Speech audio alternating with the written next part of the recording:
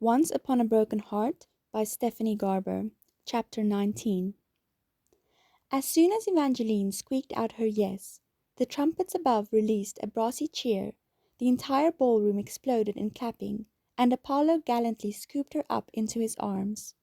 His grin was pure joy. He might have kissed her then. His eyelids were lowering, and his mouth was descending, and Evangeline tried to lean into it. She was in the midst of a fairy tale, floating in the middle of an enchanted castle, held by a prince who'd just chosen her over every other girl there.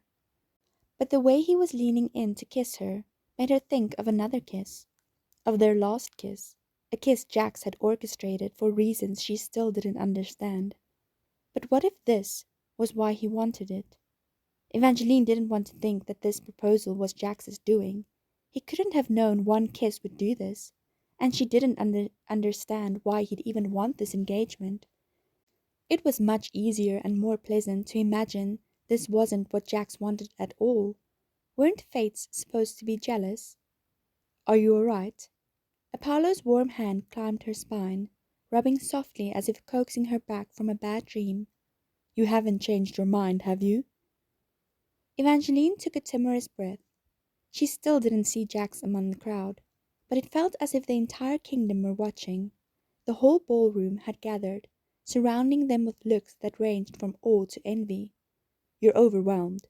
Apollo's fingers found her chin and tilted her face towards his. I'm sorry, my heart. I wish I could have made this private for us, but there will be plenty of secluded moments for us in the future. He dipped his head, preparing once more to lean in for his kiss. Evangeline just needed to close her eyes and kiss him back. This was her chance at a happy ending. And when she pushed aside her doubts, Evangeline did feel happy. This was what she'd been hoping for, the entire reason she'd come to the North. She'd wanted a love story like her parents'. She'd wished for love at first, and a chance with the prince, and now it was hers. She lifted her head towards his. Apollo's mouth met hers before she could close her eyes. Last night, he'd hesitated at first, but tonight he took with the confidence of a prince who'd never been denied. His lips were soft, but the kiss was flowers falling off her gown and shocked sighs from the crowd as he picked her up and spun her around and kissed and kissed and kissed her. It was the sort of kiss fever dreams were made of, a blur of dizzying heat and touch, and this time Jax didn't end it. Evangeline didn't feel his cold hand on her shoulder or hear his voice in her head, telling her she'd made a mistake.